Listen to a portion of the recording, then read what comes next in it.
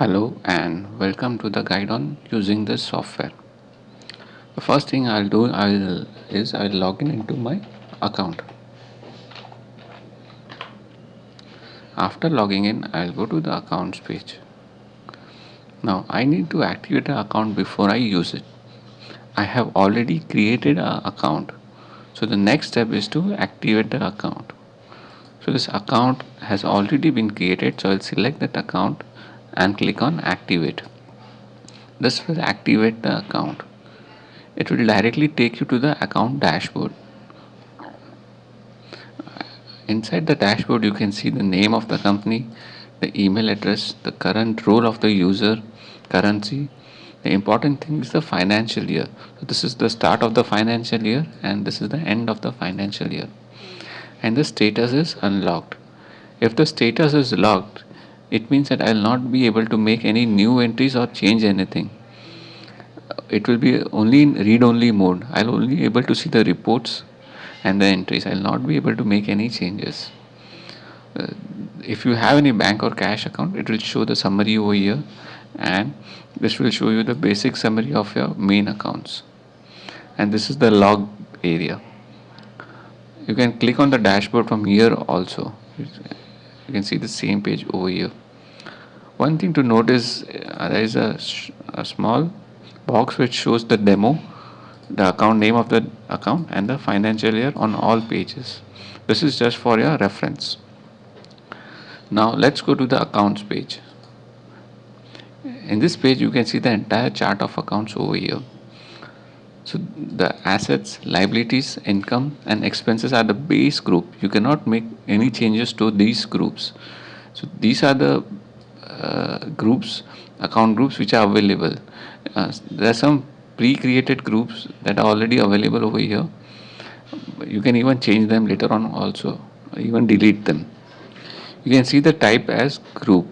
So basically there are two types. One is the group and one is the ledger. So ledger belongs to a particular group. So these groups are just placeholders. They are not you'll not be able to select them while making entries. These are just for your placeholder, for your reference. So let's start with the making entries. So first thing we need to do is create a ledger account before making any entries. So let's create an account for a bank account. So first thing I'll do is before that I'll first create a group for that, for all my bank accounts. I'll call it saving bank account groups, and the parent group will be current assets. One thing to note is you can see the entire chart of accounts over here. This shows you all the groups which are available, and there's also option to auto complete. So if you don't want to traverse the entire tree, and if you know the name of the account, you can just select as current assets. So I'll put as current. I can see both current assets and liabilities. I can select it like this also. And if I'm a keyboard user and I don't want to use my mouse, I can click on tab to highlight this particular select box, and then press enter. So once I press enter, you can see the drop down will open up, and I can select it by moving my cursor. Okay, so I click on submit. This will create my account group over here. You can see the type as group. Now I'll create a ledger inside this group for my saving bank account. I click on ledger and I will say ICICI Bank saving account. So the parent group will be the saving bank account group that I have created in my previous step. So the next step is the opening balance for a ledger. So if a ledger has any opening balance, you will have to put it over here. You can note that if it's an assets on an expense, it will have a debit balance. So this for an asset, this has to be a debit, and if it's an income or a liability, it will have a credit balance. So you'll have to select credit over here for an income and liabilities. For this account, I'm not selecting any opening balance, so I leave it as empty. So next step is whether I have to select whether this is a bank account or cash account. So this is important. If it's a bank account or cash account, you'll have to select it over here, and if I want to enable reconciliation, I'll enable the reconciliation over here. So this is an actual bank account. I'll select a bank or cash account over here. If I have any additional notes, I can write it over here. Let's say the account number or date of opening or whatever you want. So I have created a ledger inside the saving bank account called ICICI Bank Saving Account. You can see the ledger over here. Since it does not have any opening balance, it will show it over here, and there are no entries, so the closing balance is also 0. I can see it over here. If I want to change anything, I can go to the edit option and change anything over here. Let's say I'll add opening balance of 5,000. Okay, and since this is an asset, I'll select a debit opening balance of 5,000. I click on submit. So, since this is a double entry system, everything has to be balanced on both sides. So since I have an opening balance of 5,000 debit, there is no corresponding entry for a credit 5,000 entry. So you can see the message over here. There is a difference in opening balance of 5,000 over here. It shows it over here if there is any difference in balances. If I go to reports and balance sheet, I can see the same message over here also. So this is just to alert you that there is a mismatch in the opening balance. To match this opening balance, I'll create a ledger account over here, and I'll get a name of capital account, and the parent group will be capital account. Since the capital account is under liabilities, and liabilities always have credit balance, you can see it over here. So I'll select credit over here and add say 5,000. This is not a bank or cash account, and I don't want reconciliation on this account, so I'll leave this empty and click on submit. So now you can see that error message has disappeared of mismatch of opening balance. So now everything is balanced, 5,000 debit and 5,000 credit. So everything is okay. So let's say I am a salaried person and I receive salary every month of say 30,000 rupees. So I'll go to ledgers, I click on ledgers and give a name of salary account, and I will select income as indirect incomes. Under indirect incomes, there is no opening balance. I leave it as empty, and this also I leave as empty. I click on submit. I can see the salary account over here. So you can see this is a ledger account, so it shows over here. This is a ledger, this is a ledger, and this is a group account. You can see the opening balance and closing balance over here. This is a debit opening, and this is a credit opening. You can see it over here. So now let's say, and maybe I'll just create a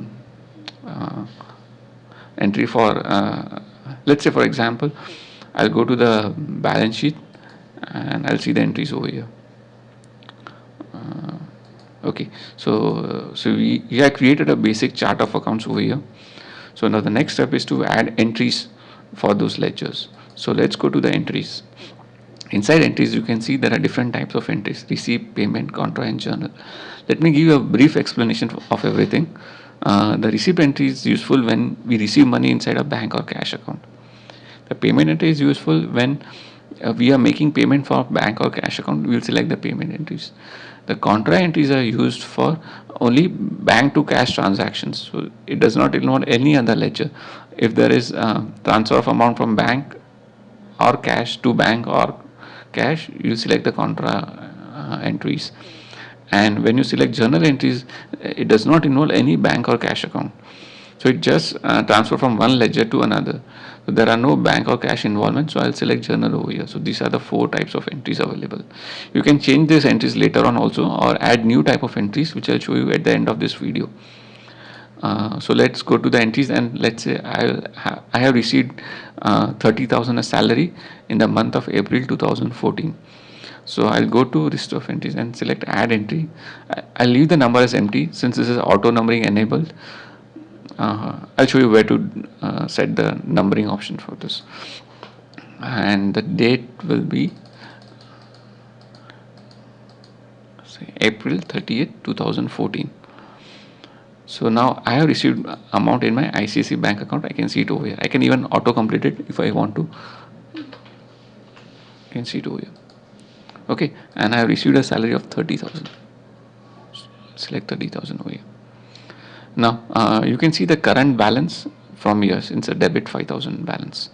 Whenever you select an entry, a ledger from here, you will see the current balance over here. So now it will go to my salary account and credit salary account. So if I want to, by default it shows 5 rows. If I want to add more rows, I can click on add. You can see it will add an extra row over here, and it is a different highlight color. You can see it over here, a light brown color.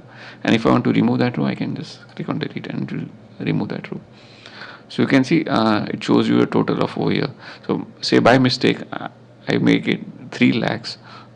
So I can see the total color will change and it will show the difference how much it is over here. So I'll just go back and make it 0. Okay, so everything is balanced, there is no difference and everything is okay. Okay, I'll write a short narration for the salary for AP 14 and click on submit. So now created one entry over here. You can see a short description of it. It's a type as received. There is no tag to it. Debit of 30 and credit of 30. And the date and the number. You can see the number has been done automatically. So I'll show you how to change this later on. Right now we just see this particular entries section. So now since I made the entry, I can now view it over here. I can edit it if I want. I can delete it. I can email it to someone if I want. I can download it and even print it. You can see the print option. Okay. So these are the options available for each entries. I can even sort it by date or number by clicking on it. Okay. So let's say now I've received salary for the month of May. So I'll go back to entries and select received entries. And inside that I'll leave the number as empty and select date as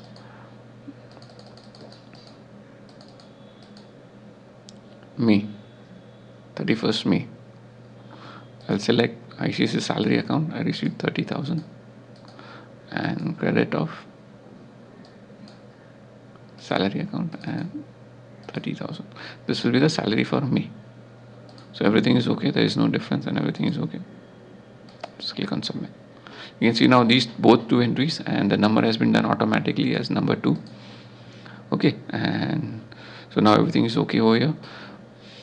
So this is basically how I add entries. So let's say now, for example, I made a purchase of mobile phone at the end of the in the first week of May after receiving my salary. So I'll go back to my accounts and create an account for that. I'll say add ledger and say general expenses, and it will be under indirect expenses. Okay, it has no opening or anything balance, so I'll just click on submit and I can see it over here, general expenses. So now I go back to entries and say add entry and make a payment entry. The date will be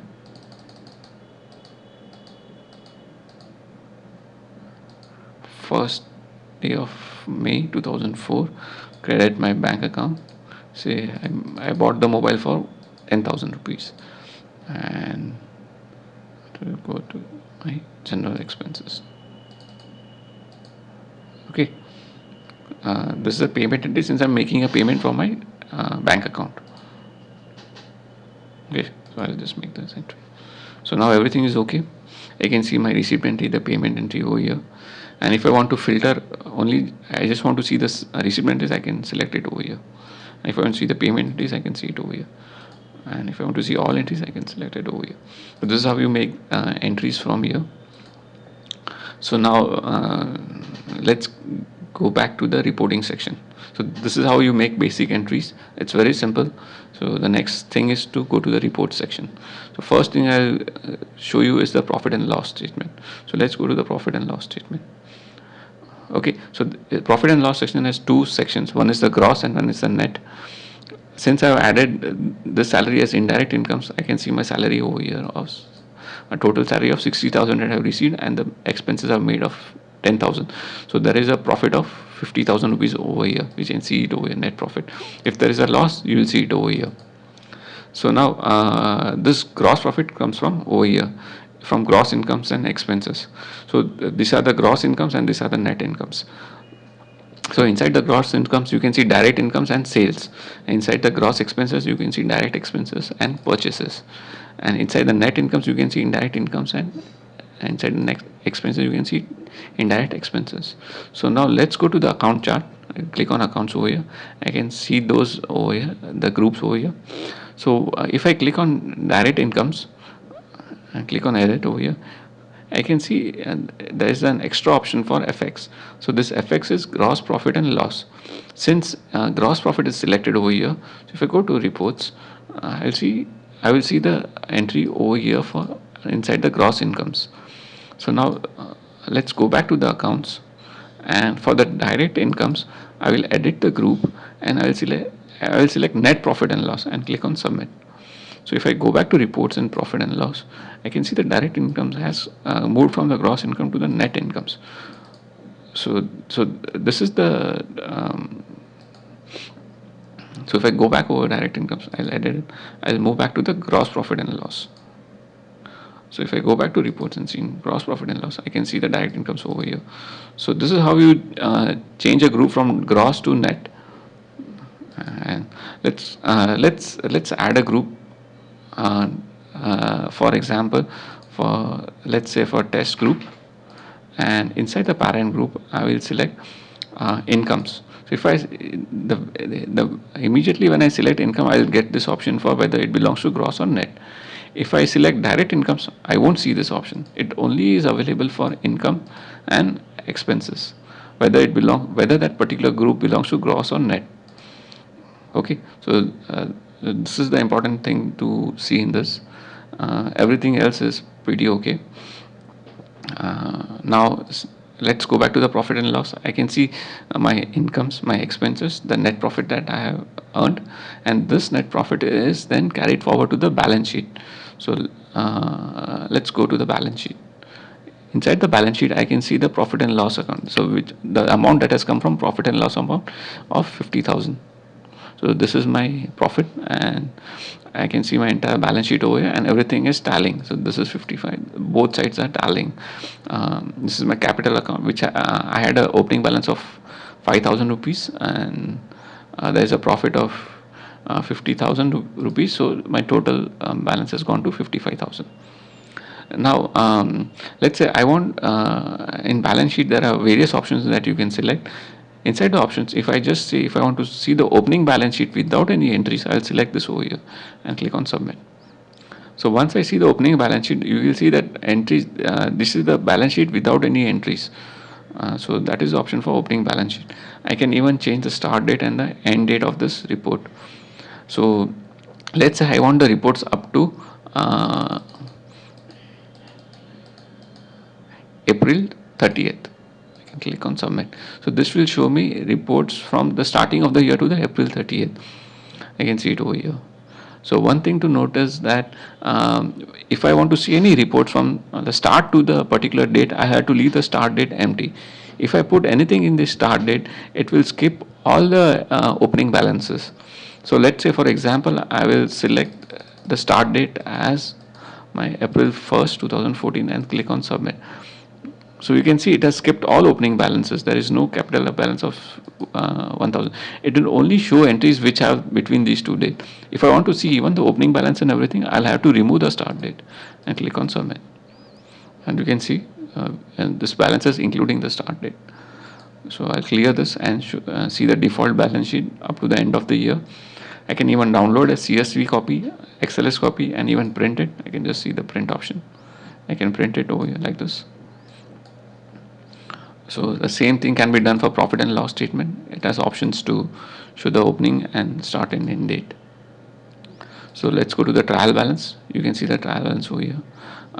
This is whether the type is group or ledger, the name of the group or ledger, and the opening balance sheet, the debit total, how many debit entries were there, the credit total, how many credit entries were there, and the final closing balance. You can see the number of debit and the number of credit entries are matching. So everything is okay. You can see the tick mark over here. So let's go to the ledger statement.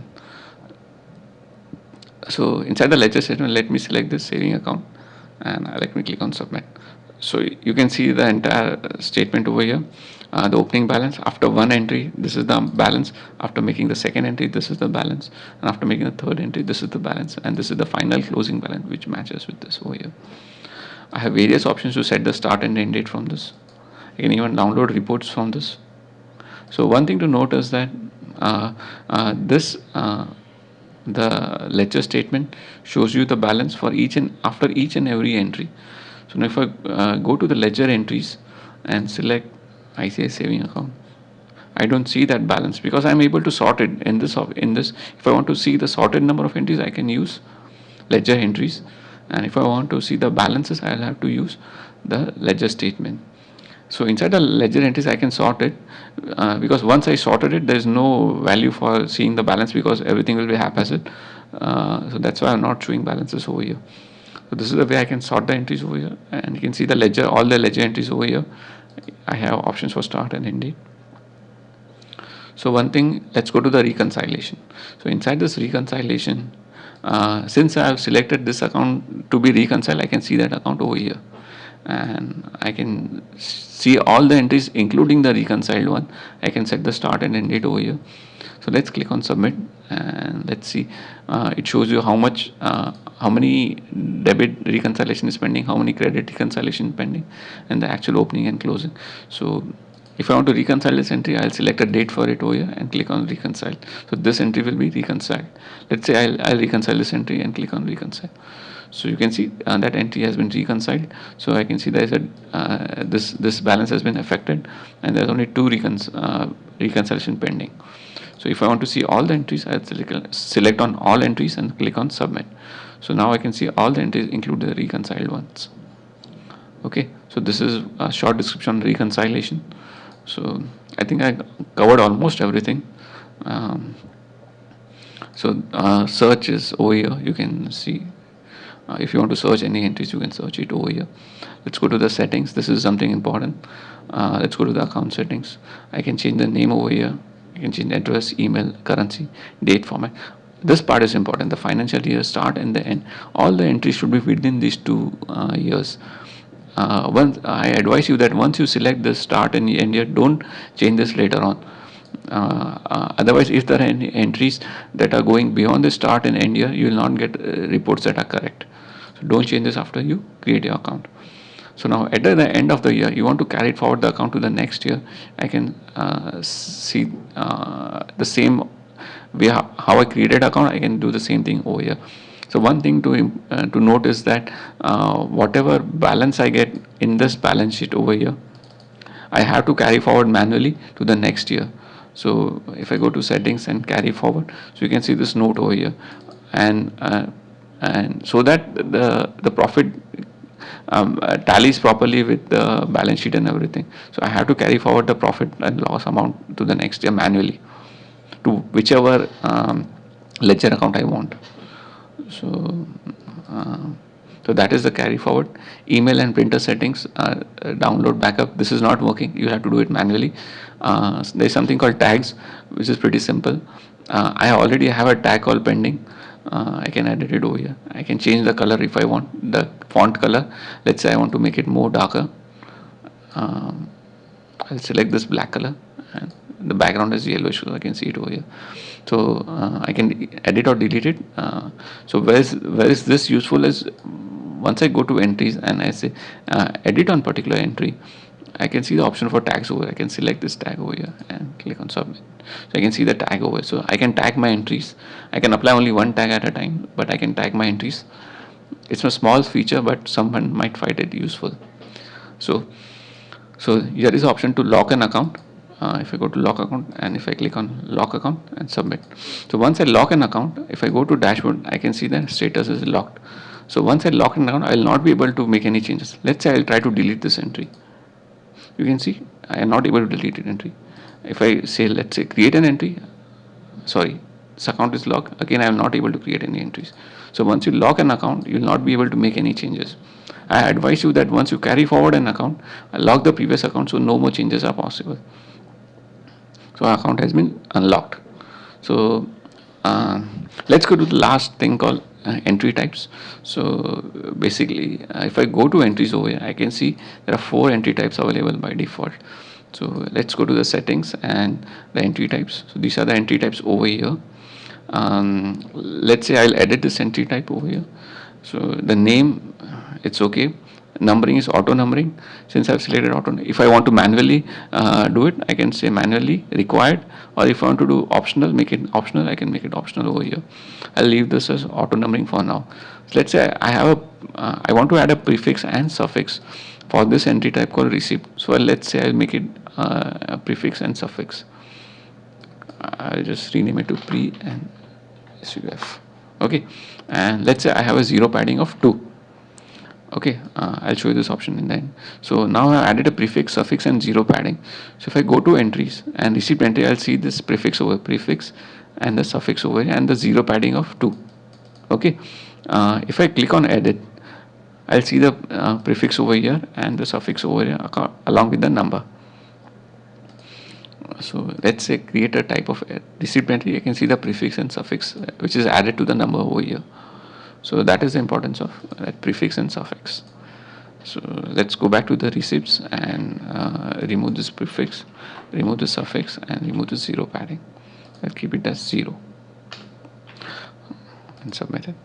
So let's go back to the entries. I can see that prefix and suffix has gone. Now let's go back to the entry types and let's click on edit. So as I said, the receipt is when you received amount in your cash or bank account. So that's why there is a certain restriction over here. So this is let's say it is mentioned as at least one bank or cash account must be present on debit side. So this is applicable for receipt entries. If you go to the payment entries over here, you'll see that it is mentioned at least one bank or cash account must be present on the credit side. So this is for payment. As I had explained what is receipt and payments are. So for contra, what I had said that contra entries will have entries that have only bank or cash account. So let's go to the actions and edit it, and we'll see that this option has been selected. Only bank or cash account can be present on both debit or credit side. And if I go back to the general entries and click on edit, I can see that only non-bank or cash account can present on both. So this is what this restriction is, and I can create my own entry types if I want, and give it label. Label should be unique, name, description, and inside restriction also I can select any of this or leave it unrestricted, so that all entries are allowed. So these are the basic entry types. I don't think you'll have to change this, but if you want, you can do that. So this is all the settings related to settings. So if you have any questions or doubts regarding this video, feel free to email me. And for the last and in the end, I like to show that this current account activities demo. I can activate a new account over here if I have other account, and if I want to use multiple accounts at the same time, I'll have to use a separate browser for each account. I'm using Mozilla Firefox for this account. So if I want to activate another account parallelly, I'll have to open it in Google Chrome or Internet Explorer and work on 2 separate browsers parallelly together. And so I'll just select none to deactivate the account, and everything is done now. Thank you for watching this video. This was just a quick video on how to use this software. Thank you.